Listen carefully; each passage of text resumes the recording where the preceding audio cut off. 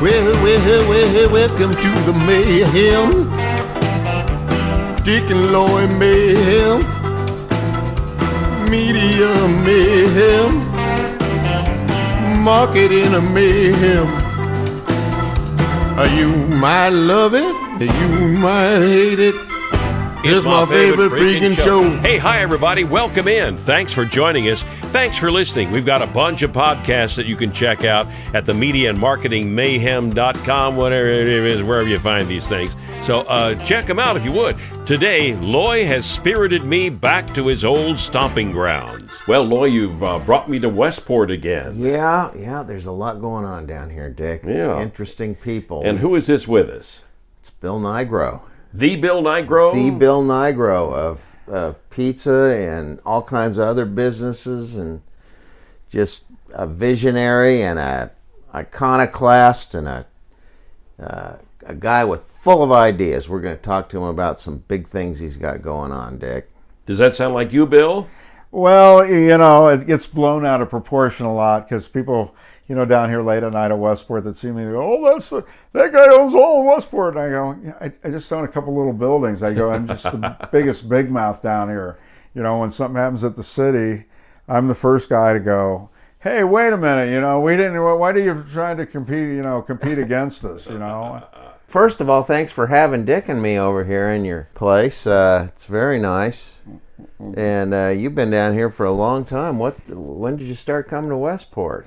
Well, some people would probably argue I've been here too long, but but I usually typically speak for myself, but it's for the betterment of the neighborhood, because some of the neighbors get a little uptight sometimes when you say, oh, you can't speak on our behalf, and I go, oh, so you want to pay an extra sales tax and property tax, huh?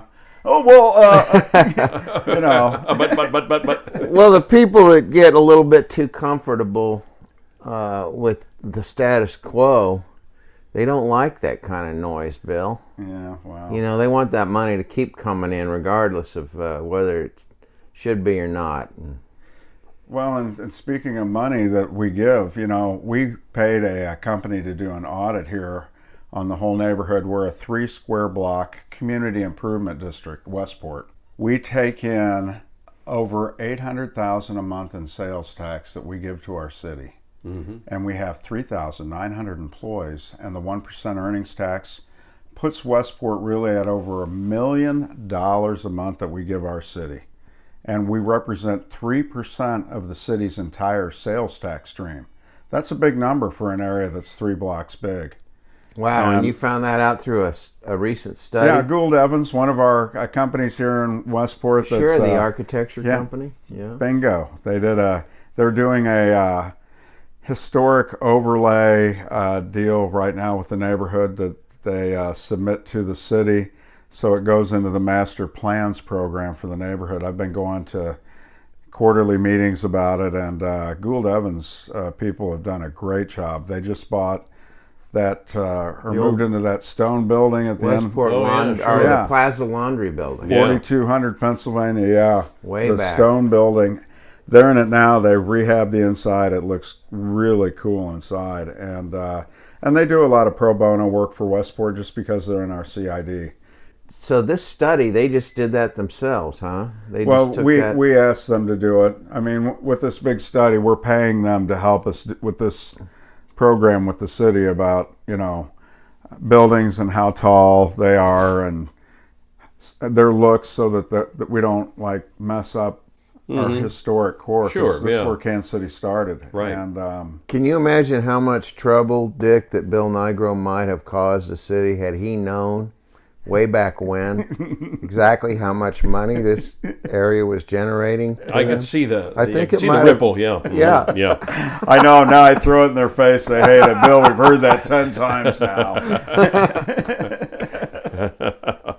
Oh, well, but somebody has to speak up and say it, and we don't quite give them enough to cover the loans that they cover at Power and Light, but Yeah, that's right. That's an expensive. Because their monthly cost is over $1 million too. Wow. Mm-hmm. And they don't get their sales tax either. That goes to pay off their loans. But we're helping them keep our competition afloat. I mean, that's right. But they're down on the trolley route. Now, but see, And I've told Loy, and this is why he talked to me. I've been working in the entertainment business now for over 40 years, and for 3 years, with the help of Bill George and Terry O'Toole from the Kansas City Transportation Group, we launched an entertainment route that connected all the different neighborhoods together on Friday and Saturday nights. And Bill and I did it for 3 years, and unfortunately, we bought he bought 5 buses that were trolley buses that were all lemons.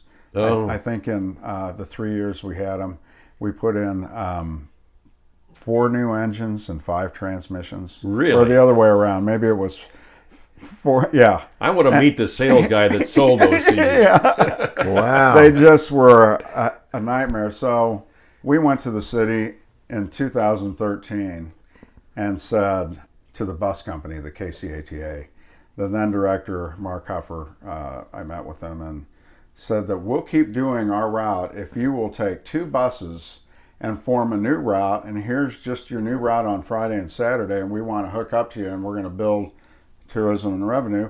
We want one of your buses to go from the city market to Zona Rosa. Okay. And then we want one to go from Waldo to either Town Center or Rosanna Square. Either one. We'd take either. We'd settle for whatever we could get. Okay. And the then director, unfortunately, was still a little upset with me over a lease I got Westport out of with the KCATA the year before. Didn't really want to work with me. Hence, several years later, in comes a new guy at the KCATA. His name is Robbie Mackinnon.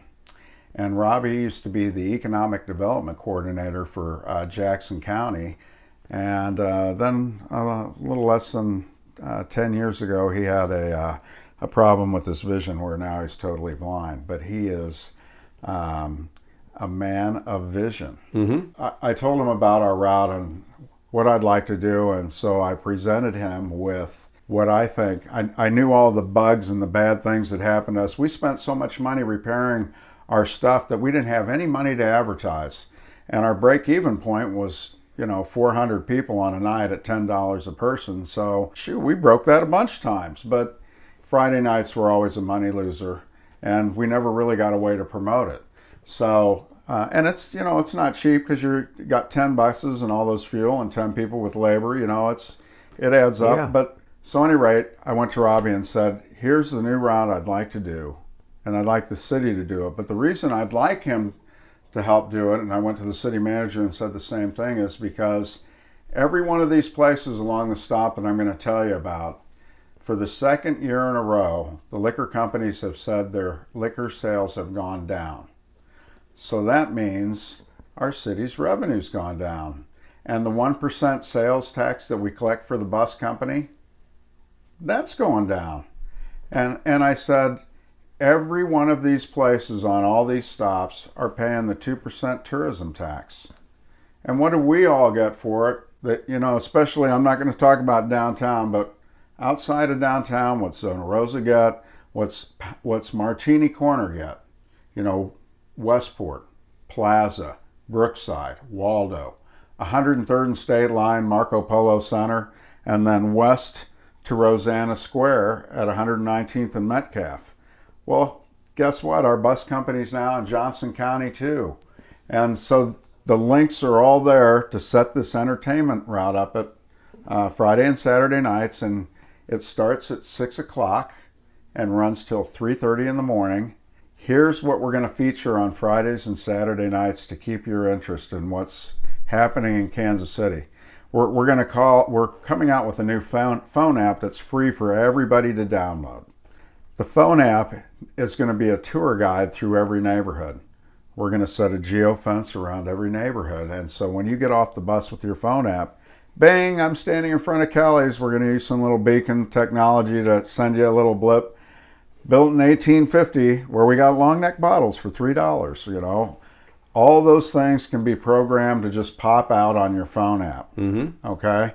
And everybody, I told the city manager, everybody needs to be able to advertise for free on the phone app for an entire year, as long as you share our KC to the Max entertainment rad a couple times a week on your social media. Okay.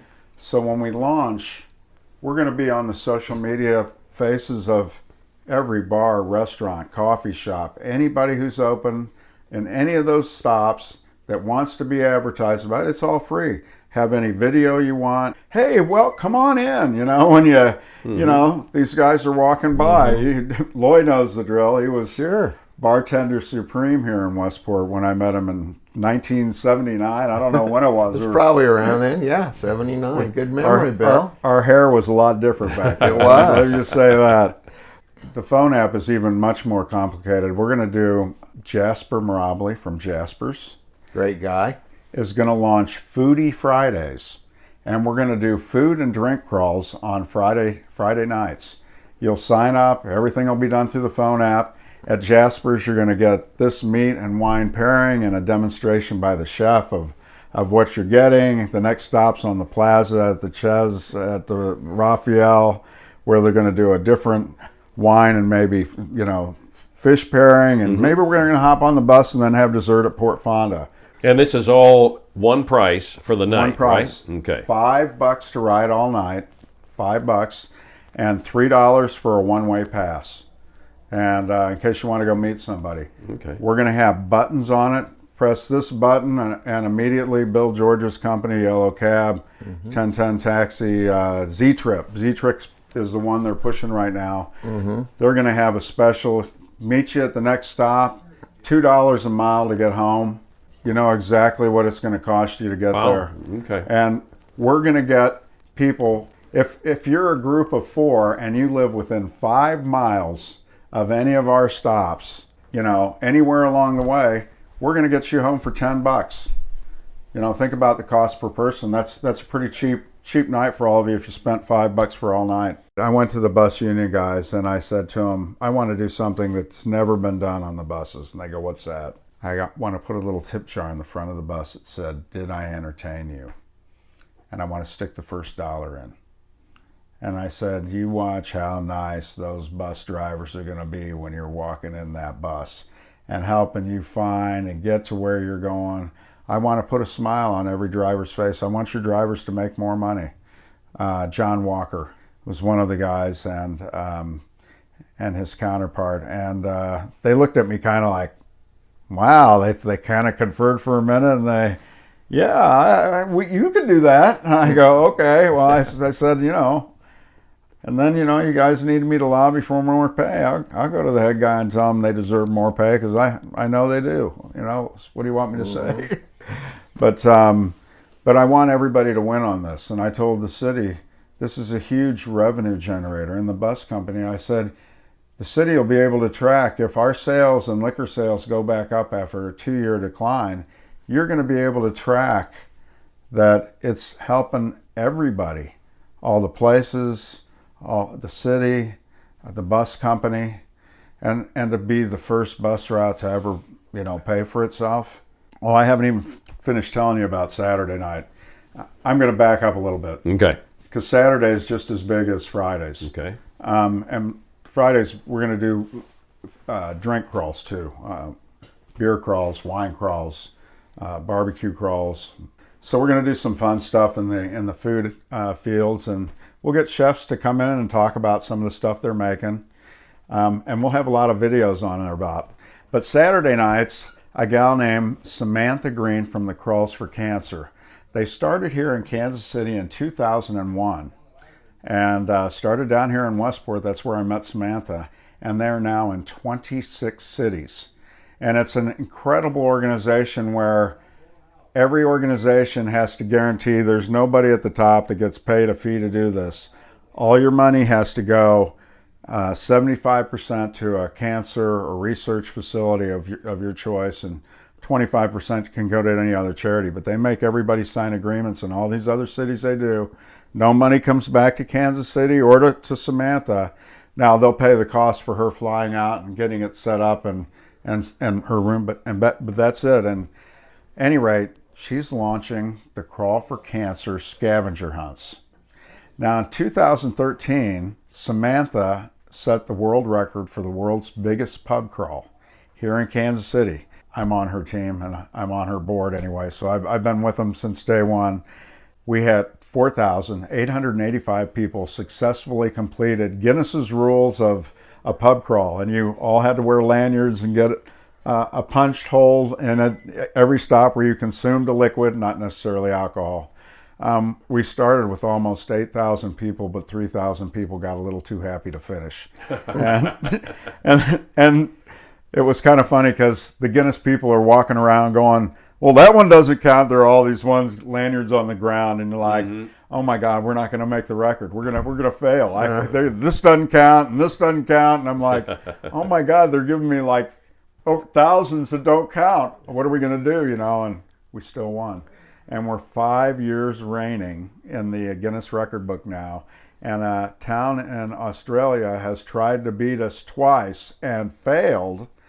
And the majority of our funds go to Kansas City's Breast Cancer Research Foundation. That 90% of the funds go specifically into research and only 10% into administrative. So we're really excited about where our money goes. But now this leads back. I never heard that story, Bill. But wow. This is what leads up to, and this is where I dreamed up the whole, doing not necessarily pub crawls, but link ups with entertainment areas so that you can meet people. And I'll get back to that through the phone app. But Saturdays, she's going to launch the Crawl for Cancer scavenger hunts. And every week we're going to show you what the big prize is, whether it's a big screen TV or whatever it's going to be. And for $10, you can sign up, and it's a combination of like Pokemon and taking some pictures and submitting them to the phone app to win the prize. And like I was telling Jasper Brobley, we'll do some crazy stuff like you have to have a receipt of a cannoli from Jasper's. and he busted out laughing like that too. Yeah. Okay. And I think it's going to be a fun deal. They want to do the opening weekend of filling the buses. Samantha hasn't quite asked him yet, but I know that she did a great job on our presentation last week with the KCATA board. But we think that we could pack those buses on opening weekend. And when I told her that, see, the break-even point is 1,500 people, really. I'm going to call it 2,000 people just because I'm going to give it super padding. Now, remember, I did this for 3 years with Bill George. I know all the numbers, and I know how many gallons of gas, and I know what the pay is for our guys at the bus company. And I know we need the mechanic on duty. I know we need the dispatcher on duty. I get it, and a security guy that's just going to drive back and forth from Jackson County. I built all those costs in, and so we're at, 2,000 people. If they pay $5 a person, we will be the first bus route in the history of the city to ever break even or make money. And I told Samantha that. I go, it's going to take, a couple thousand people. And she goes, have you told them yet they're going to have more buses? And she goes, we're going to break that on the first night. She goes, and the second night. She goes, and I might come up with a plan. We might break it the whole first month. But I'm going to tell you a couple of the other things that we're going to do to advertise this besides every bar sharing our ad. And I think this is fun because I'm going to ask you guys to be in this. We're going to come up with a music video launch song. We're going to take the song I've Got a Feeling by the Black Eyed Peas, and after we're done with this... I've seen that video. Did you do that video? The one that I see online? There's one that I've been posting because these kids did it up in Montreal and right, Quebec. Okay, that's probably what I saw, yeah. And they did a lip sync that song. They did it all in one take. One camera thing, yeah. Yeah, we can't do that. But here's what I want to do. I've got a film crew that's going to go in and out of as many bars, restaurants, coffee shops. I'm going to get back to the coffee shops in a minute too. Hotels, everywhere that's advertising with us. Get us on and off the buses, get as many people to lip sync part of that song. And then we're going to tie it all back in together as one song, get everybody's email. And then that's going to be our launch song through all the bars, restaurants, the emails. But even bigger, the city said it's yes so far on several of my ideas. They think I'm out there, but I want 3 cards. We want a special blue card first because Ride KC loves the men in blue. If you're a policeman in the 2-state area, give us your email. We're going to give you a Ride KC blue card. And we don't even care if you're a retired policeman. We want to reach out to you. You and a guest get to ride for free whenever you want to ride our entertainment route. Cool. Hop on aboard. You've earned it. And I wouldn't admit this to the firemen, but because when I told them I'm going to let the policeman bring a guest. And the firemen, you get a red card. You just got to bring yourself. I want all the firemen on there free too, because I want everybody that's been in the in that industry, first responders. I think they've earned the right to, and rightfully so. I want those kind of people riding my buses in case something. Not that anything bad would happen, but that guarantees nothing's going to happen. That's right. Nothing's going to happen. And hey, look who's over there. and we're going to have a concierge at each neighborhood stop that's going to be able to point out what direction you want to go and tell you where things are. Sounds very well thought out. And here's our yellow card, and this is our biggest promotion. Mm-hmm. The Ride KC yellow card. Every hair salon in the greater metropolitan area gets a yellow card. First time you get to ride for free, we want to give you a free ride. We're going to punch a hole in it, and instead of paying $5, you're going to pay $3, the one-way price, anytime you use your card. Oh, and by the way, you can share your card. Nobody's going to check. You know? Mm-hmm. Okay. All you have to do is give us your email, and every week we're going to tell you what Chef Jasper Marabli is going to do in Kansas City. And then you're going to see the prize that you can win for the Crawl for Cancer. And we're going to show some of the different, bachelorette parties and stuff, how to have some fun on Saturday nights going through scavenger hunts. And see, Bill knows how to get the word out to the ladies. He knows where to go with it, yeah. And we're only successful if they come. And that's right, because this is going to be a massive ladies' night out party, guy bachelor party kind of thing. Yeah. This is Bill Nigro. What you just heard, this is the way the Bill Nigro brain works. And I have seen this at work for, 40 years. Yeah. Because I stood making pizzas every day for 25 years. I was going crazy. But he thinks of this stuff, and this is a good example for everybody who listens. They hear me talking about zero-based thinkers versus zero-sum thinkers. Zero-based thinkers are people who look at situations and go, this is not quite right, this could be better, and they start stripping things away, and then they start building these what-ifs. That's Bill. Zero-sum thinkers just say, well, that's the way everything is, conventional wisdom.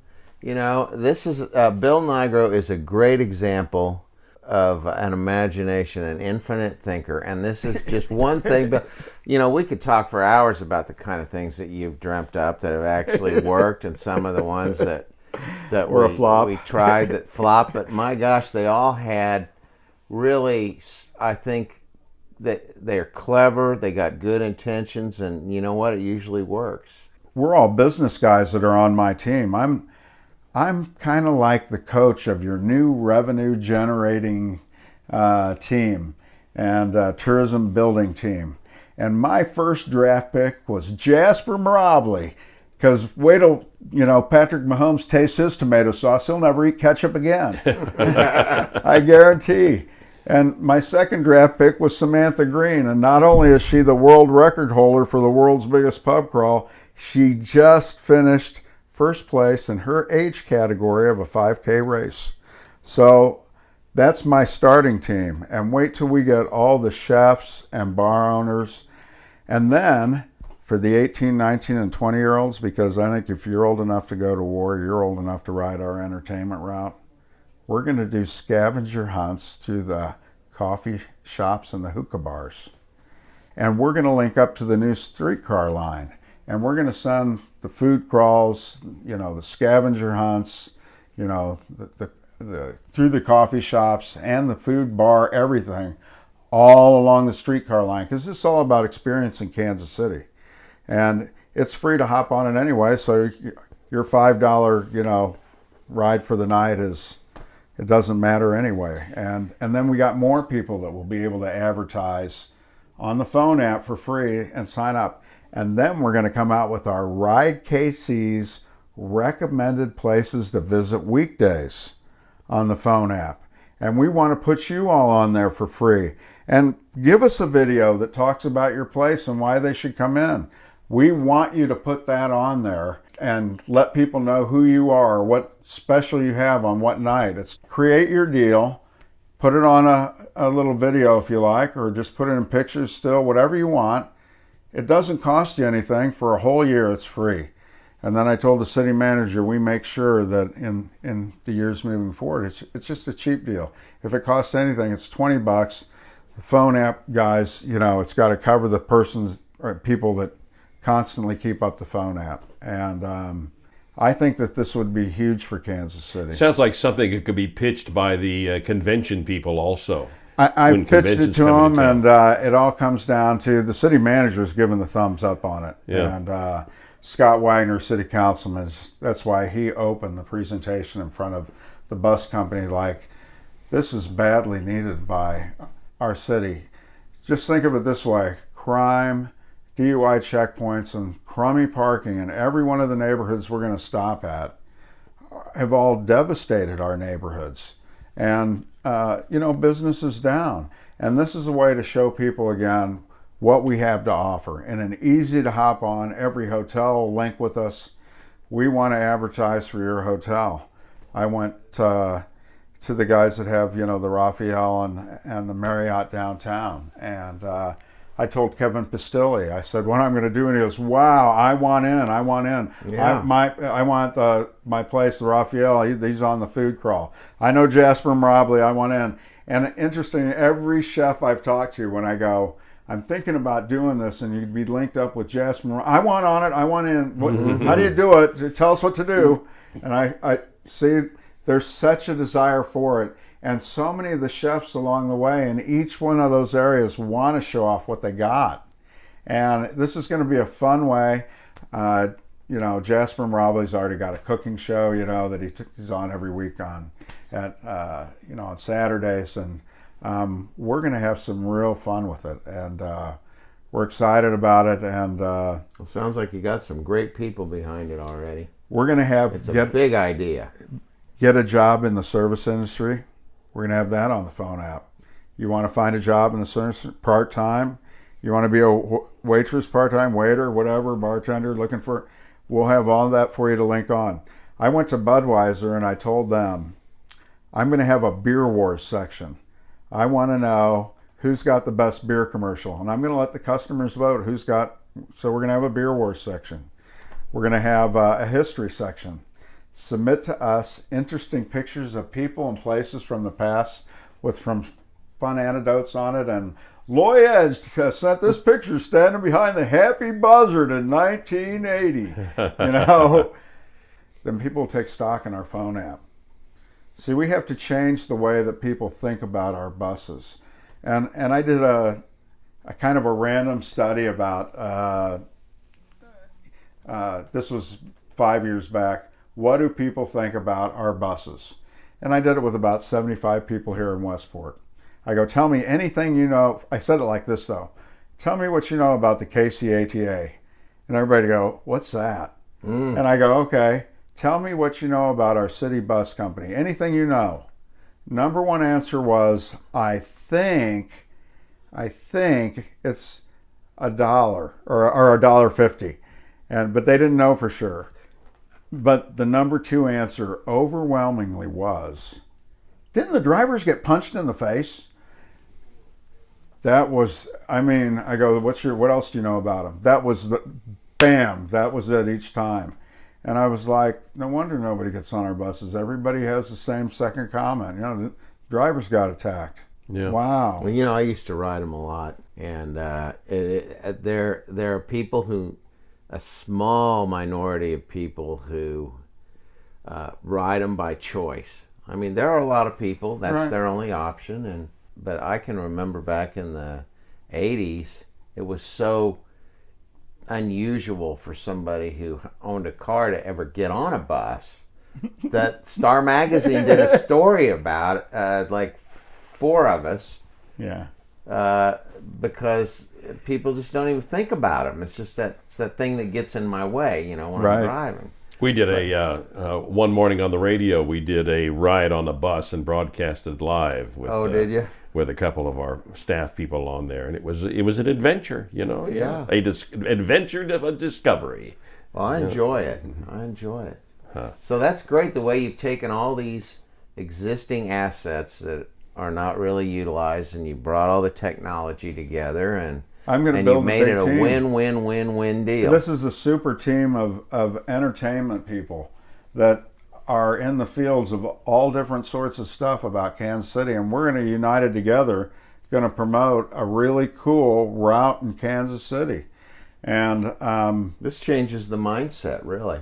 Well, and you've made the whole process its own social experience. So when you're on the bus, that's got to be a lot of fun too. You'll be able to track the buses. So if you're sitting at the bar, here come the next bus. We got to, close our tabs right now, and you run it.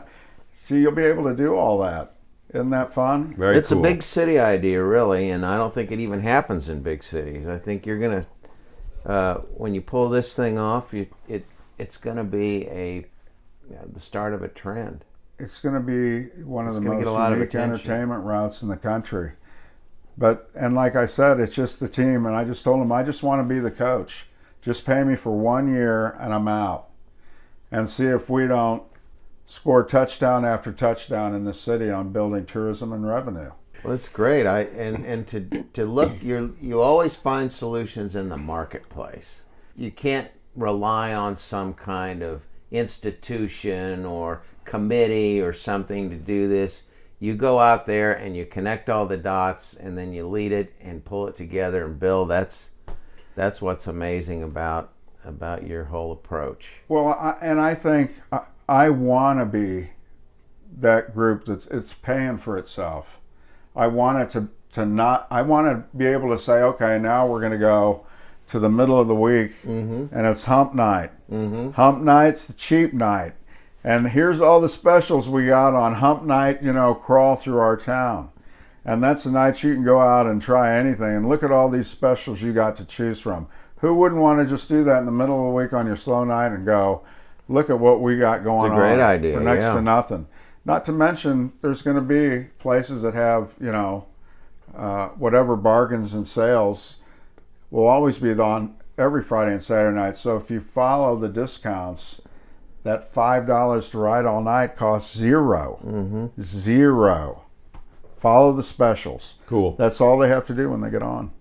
Well, let's dig a little deeper into some of the other things that this gentleman has done. Well, there's quite a few. Now, first off, I just want to point out we're in an interesting office, and I wanted to ask a couple of questions. Okay.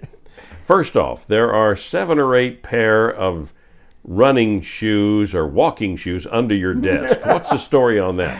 I change shoes a lot because I jog a lot. Okay. And so I change my shoes several times a day. And then some of my other ones on the bottoms, I flip for when I have to dress and go somewhere nice. Okay. So I just, instead of keeping running in the other room, I started shoving them under there pretty soon. And you know what? Everybody that comes in makes fun of me about There you go. that. Well, I think that's they're very organized. But yes. Here's my favorite one is this one, and I don't know that you got to look at it. It's the Statue of Liberty in front of the Twin Towers in New York City, the World Trade Center. Yeah. And when I bought the Federal Storage Building here with a couple other guys in 2001, we bought it right before that happened. And right when that happened, I was upstairs a month later going through some abandoned stuff in this building, and there was that picture. And I looked at it and go, oh my God. Yeah. And the Statue of Liberty is in front of both of those, and I go, and if you read the saying on it too, I really like not just the opportunity part, but the little saying where destiny is not a matter of chance, it's a matter of choice. And it is kind of a true saying. If you don't go out there and get it, it isn't going to happen.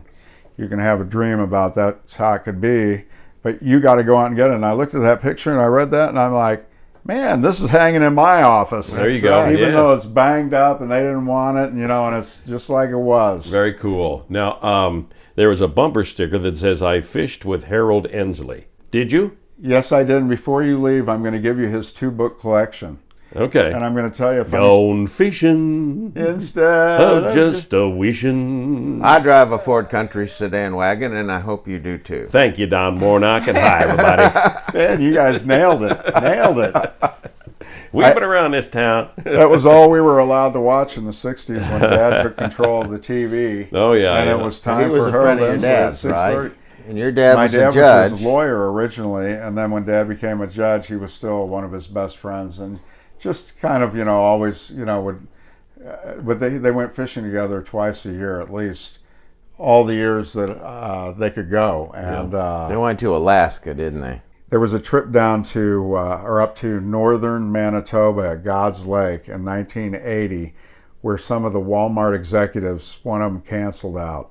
And the day before the trip, and my dad was already set to go, Harold Ensley called me and said, Billy, he says, somebody canceled out. It's $300. It costs you just for the flight from Winnipeg up to this, where we get dropped off on the lake, and blah, blah, blah. And I said, I'm in. He goes, now you're going to have to carry everybody's luggage. And I go, no problem. I was like, 22, 3, and for 8 days, I got to fish with Harold Ensley. Very cool. But the first time he told me I was going to fish with him, I was a kid.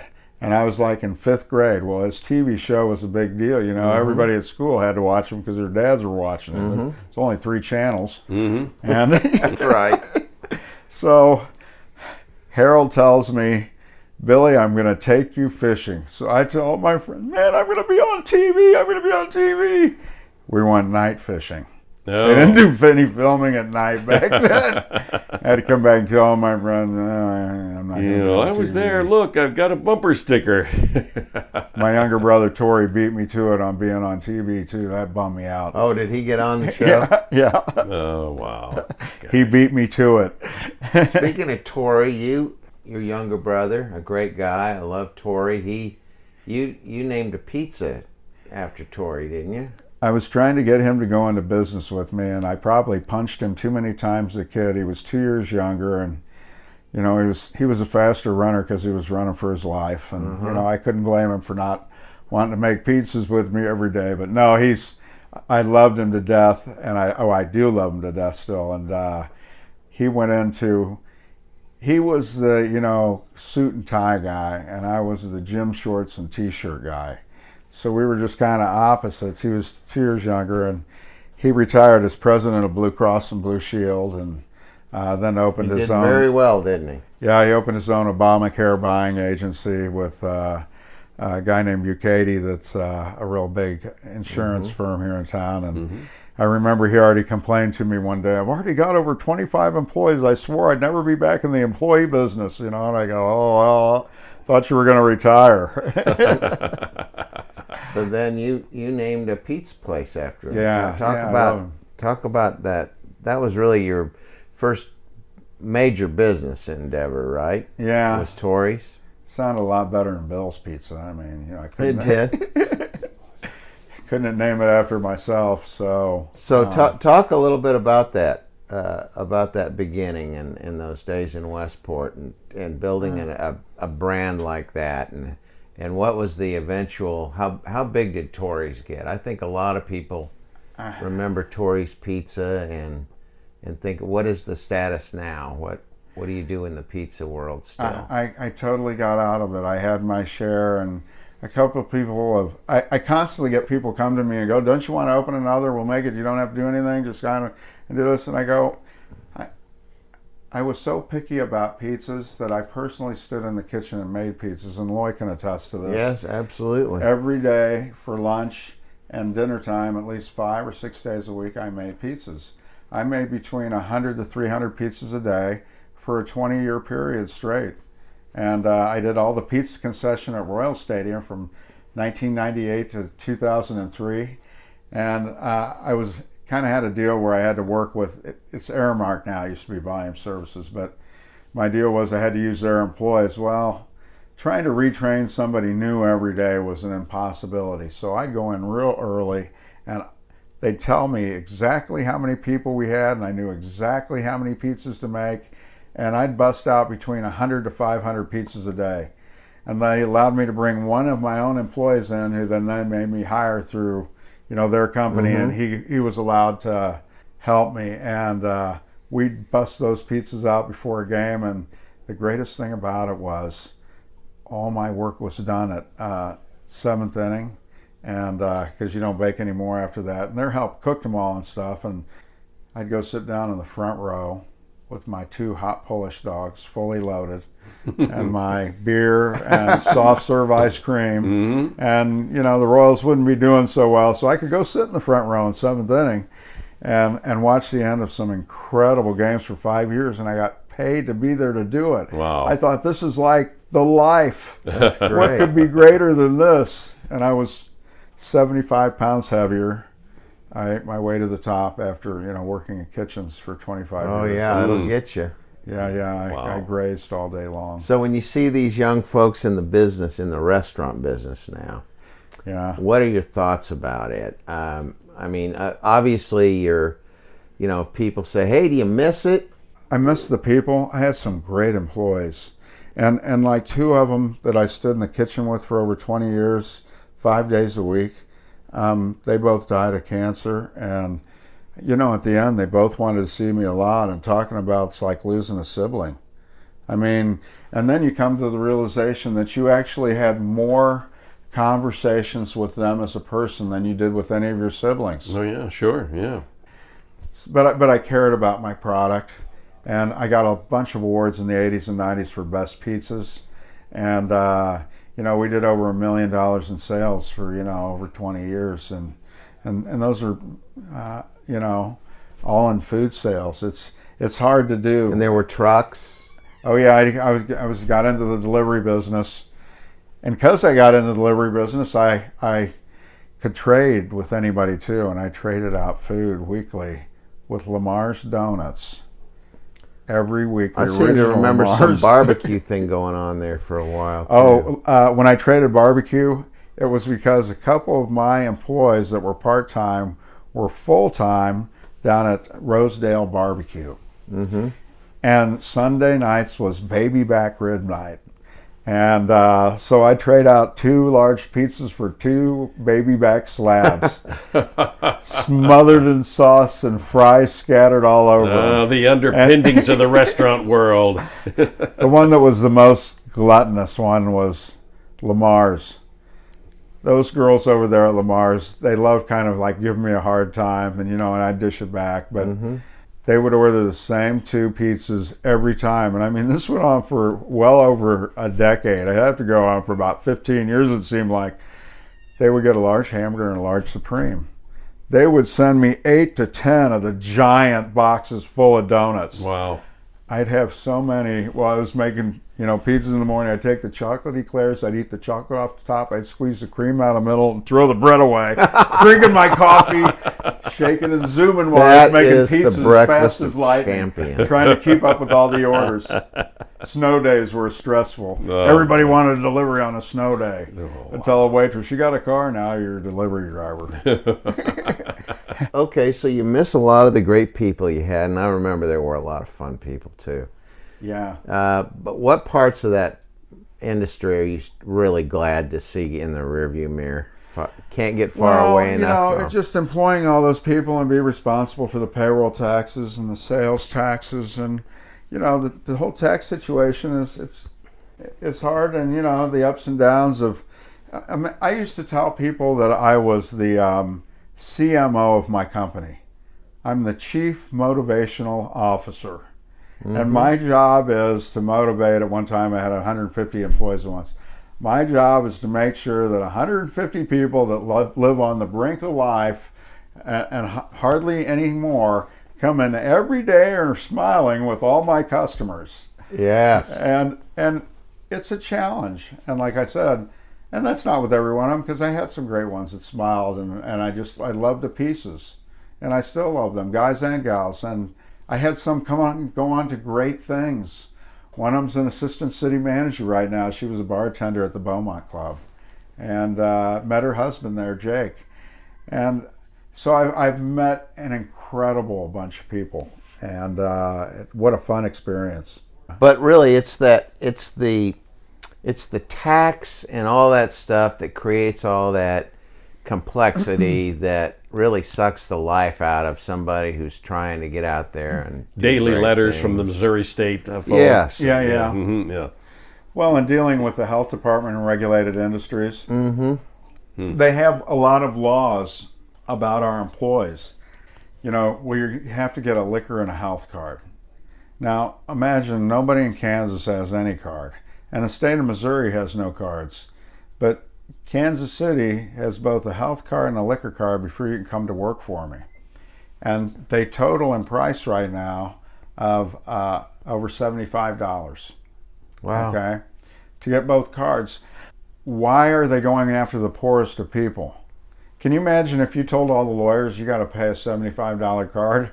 They'd look at you and go, "Yeah, right." It's like an employment fee. Yeah, If you're gonna get off of unemployment and get a job, Yeah. first thing is cough up $75.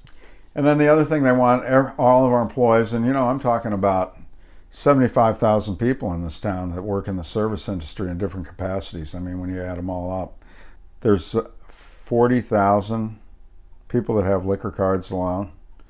And the people that don't deal with liquor don't have to get the liquor card, but some of the people that do both have to get both cards. And half of our employees in this industry don't have cars.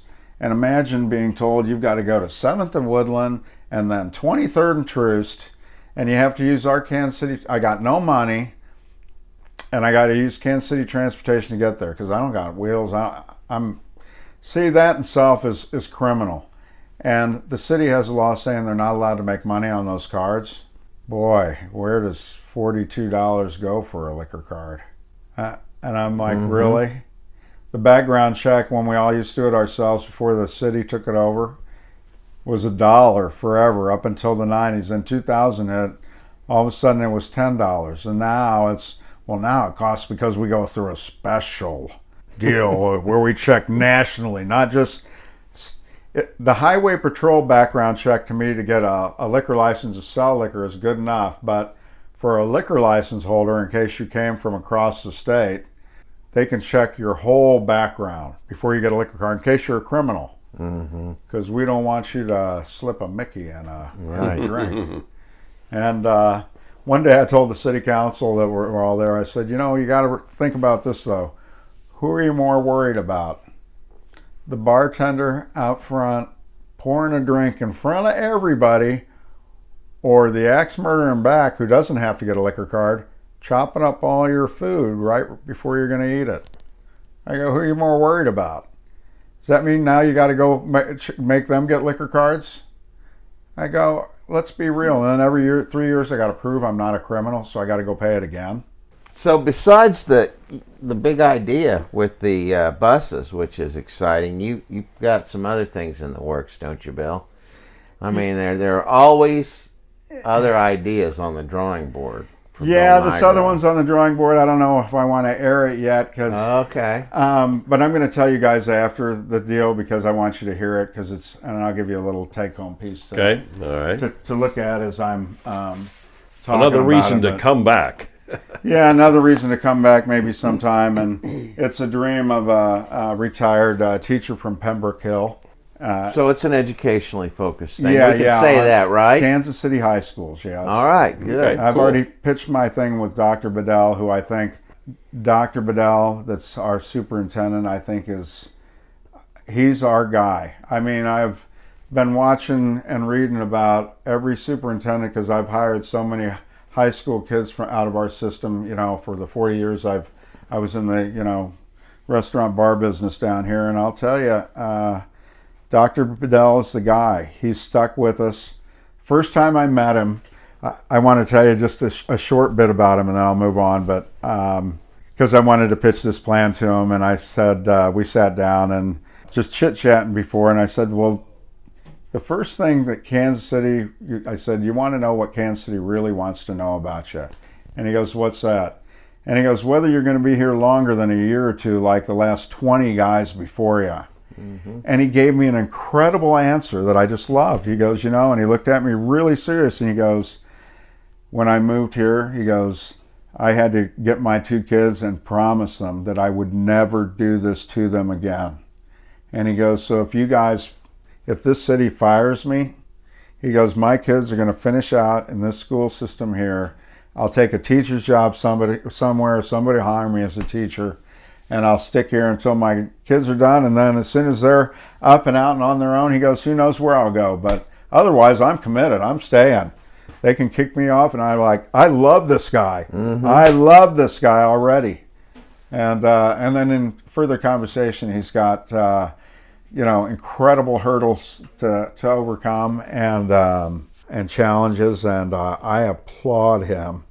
He's one of the jewels of Kansas City that people don't really realize what goes on. Wow. So big things coming. We can't quite talk about it yet, but things that are going to hopefully have an impact on the Kansas City schools, the high schools. By the way, I pitched that to Howard Buffett. I actually figured out how to get Howard Buffett on the phone. And he is the son of Warren Buffett. And I don't know if you know much about Howard Buffett, but he is incredible unto himself. I mean, his dad gave him nothing, and he's probably worth $500 million, but that's because he keeps giving it away. He's on the board of National Geographic, and he has some super farms on several continents. And he's given huge amounts of money away to save endangered species and feed a lot of people. Mm-hmm. And he's built massive farms on other continents to help feed people. And he's the chairman of the Presidential Debate Committee. And I heard on 60 Minutes, when Warren Buffett goes, he goes, Howard's going to take over everything. Wow. I got him on the phone for just a couple minutes. I know that's all I was given because I didn't fit into the scope of his foundation, but I got him on the phone. I thought that was pretty exciting. Well, you're working it. At least you did it. Yeah, I did. I felt like that was that was a win to get him to the phone.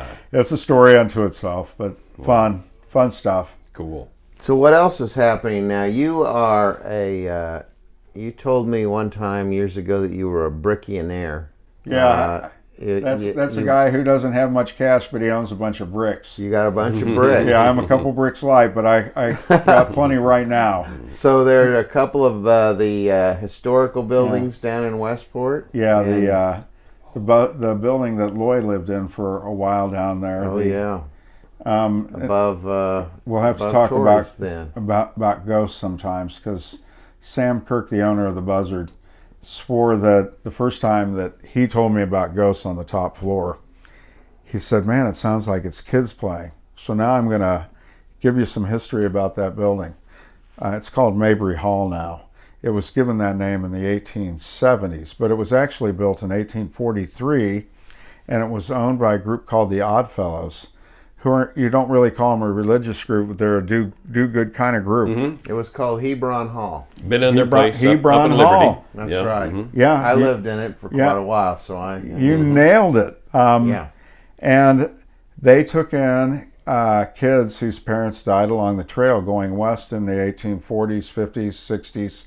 And typically a lot of these kids that came into that building were also sick if their parents were real sick. But some of them, they'd raise them until they were old enough to move on their own way.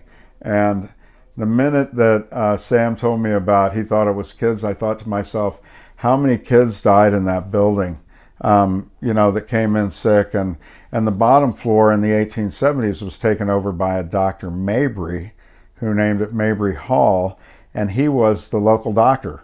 Well, when you're sick and dying, where do you bring them? There might have been a few people, passed at that building. Mm-hmm. So, Bill, they never bothered me. Well, that's good, because they never bothered Those me. ghosts left me alone. And were you aware of them? Well, you know what?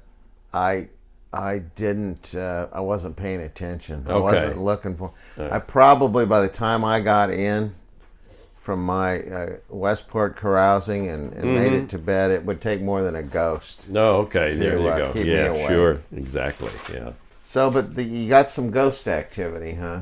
Yeah, we've had some ghost activity, and Sam Kirk is the only one that could really tell you about it. He's the owner of the Buzzard Beach in Westport, and my favorite bar in Kansas City.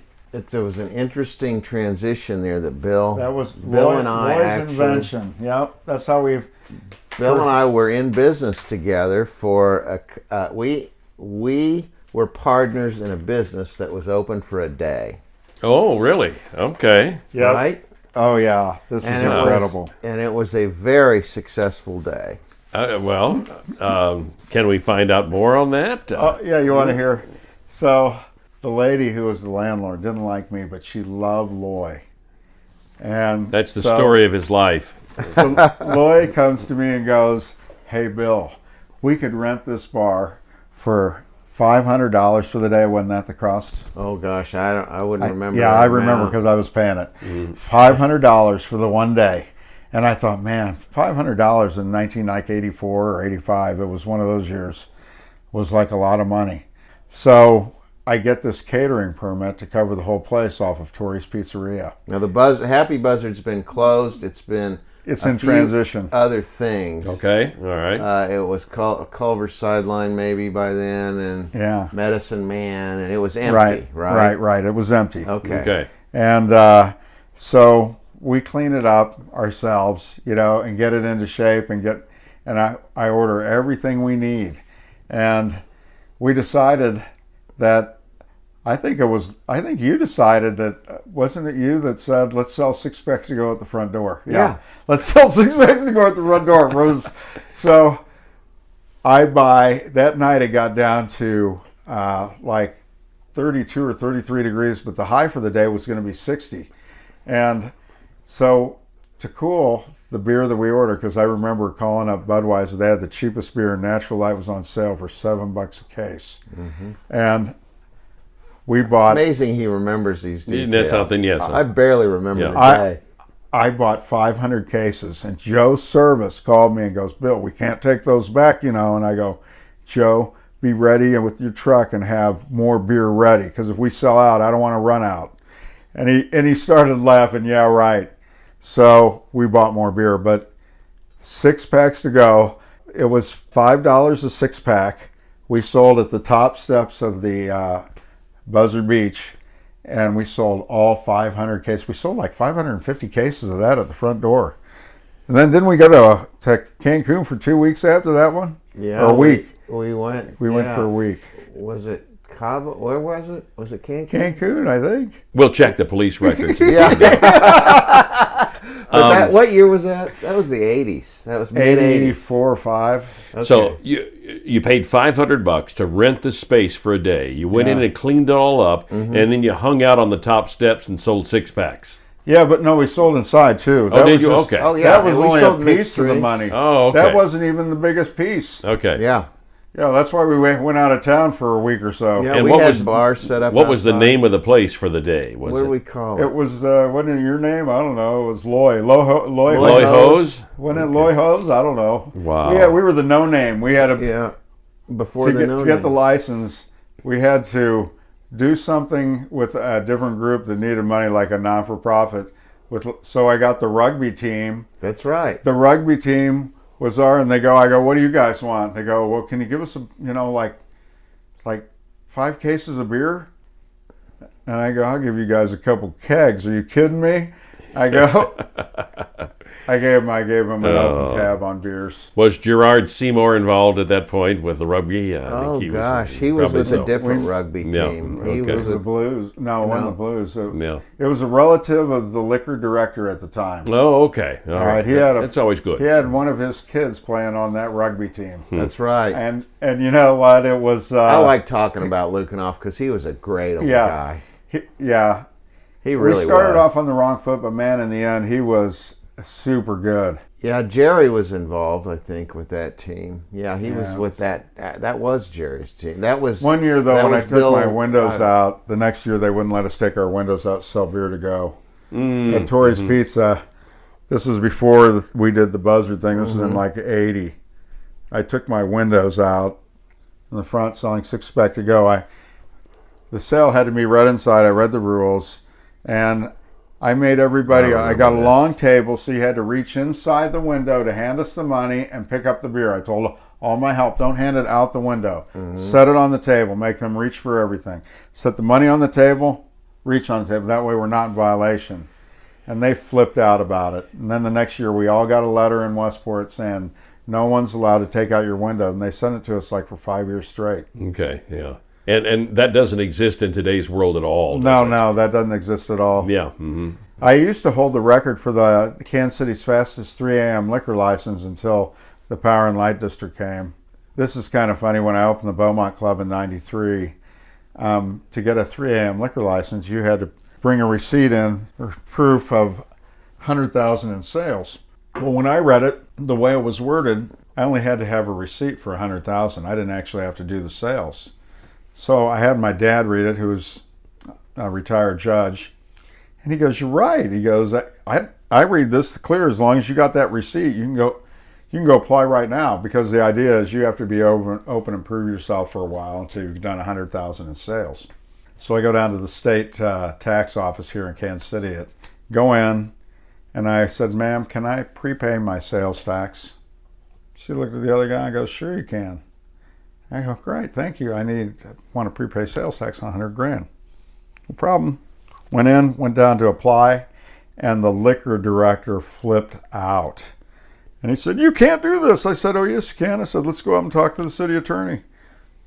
And he blew a stack over it. And we got a 3 a.m. in 10 days. So I used to be the fastest until they gave the free money away downtown. So, the compliance thinkers do not like Bill Nigro's approach. well, because it's like, you guys want to play by the letter. I'm going to play by the letter, and I'm going to play by the letter.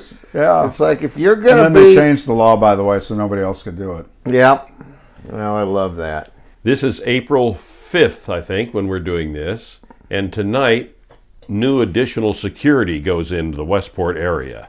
How's that working? It went really well at the end of the year, and I've had a bunch of girls tell me they feel, a lot safer, but it's a nothing. All we did is, I've been working security in Westport for 30 years, or for 40 years now, and because Kyle Kelly and I go back to the beginning of pitching in money for policemen on weekends and all that stuff, and then people up on the roofs like Lloyd was talking about earlier, and we've been a slowly evolving security plan.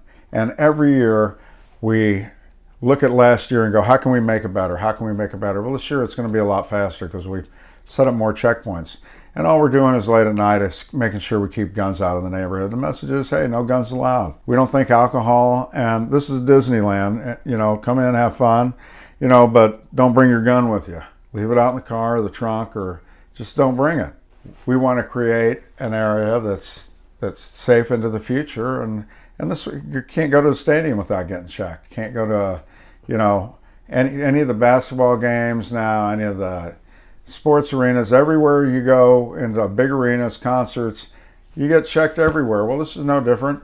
We have crowds of 5,000 to 10,000 people down here, and we want to make sure everybody remains safe. And the press makes a big thing out of, oh, we've had some scary incidents in the past. Well, so's everybody in town. But the reality is, we go by numbers every year. How many incidents a year do we have in our 3 square block area? And 10 years ago, now an incident can be everything. I can be drunk and disorderly, somebody passed out, somebody escorted to their car because, for whatever reason. Somebody, broken window, somebody stealing at the grocery store. We have a grocery store in our deal, shoplifting. Mm-hmm. So it's a big area, you're going to have several incidents a day, and 365 days out of the year, you're going to have them. And we were at one time 10 years ago, over 7,000 incidents, okay? Which sounds like a lot, but you divide it down, and it could be anything. Somebody that's sick and puking in a trash can, that's an incident. Guess how many incidents we were down to last year? Under 1,400. I mean, our incidents, we have the best private security team in Kansas City, hands down. We've had some of the same guys on for years, and we're customer service friendly, and we go out of our way to make sure women get to their cars safely. And, I'm sorry if some of the media wants to make it out like, oh, it's a dangerous area, but the reality is, you come into our neighborhood now, we got almost 100 cameras on this neighborhood. We got our eye on everything. Don't mess around our neighborhood. Come in, smile, have fun. We want you to come in and enjoy Westport. It's where Kansas City started. It's where all the wagons came through and went west. The first bars were up there right in the Kellys, you know. And come see a family that's in its third generation now that's running the bar. And a couple of beautiful kids that Kyle Kelly has that have taken over and do an incredible job. That you can hear about on another podcast here. That's right. We had Kyle on. Yeah. Got a great story there, and he does have some wonderful kids there running that place. Colleen and Mitch are rocking. I'm third generation born in Kansas City. My kids are fourth, all born in Kansas City, Missouri. And the Nigros are the largest Italian family in Kansas City. And we're really proud of that. Wow, and they're in all kinds of fields. You're related to the Western wear. Yep. And now those guys are the guys you need to do a story about. And I'm going to tell you about why real quickly. Over 30 years ago, they started doing charity auctions here in Kansas City for every Catholic church, school, and then it grew into, the animal rights, the wayside waste. Last year, they did 185 events for free in this town. Wow. Charities. I've emceed some of them that they worked. That's at. They do a every great other job. day. Yeah. They've raised over $300 million for local charities in this town and not earned 1 cent. They're amazing. They're my idols. I consider George Nigro to be the kind of patriarch of the largest Italian family in the region. And our family reunion in 2002, there were over 400 of us. Wow. Yeah, fun stuff. It was at the Beaumont Club. Great time. all right, Bill Nigro, thanks for joining us, man. Thanks for spending a little time with Dick and me, inviting us into your lair here with all kinds of cool memorabilia. Yeah. Great stories. Love being down here and seeing you again. Dick, did you learn a lot about Westport? I did learn. I continue to learn about Westport with our interviews down here. Yeah. And they're great stories and great tales. So thank you for everything you've done for it. So appreciate it. It's been teamwork down here. We've been, Westport's merchants have all worked together for a long time to keep it a cool neighborhood. And I think we've done an incredible job. It's great. And there you have it. All right. Thank Feel you. free to come down and check it out. It's a lot of fun. Thank you, Mr. Nigro. What an interesting person to spend some time with. And we'll find more interesting people to spend time with in the near future. Lloyd, do your thing. You might love it, you might hate it. It's my favorite freaking show.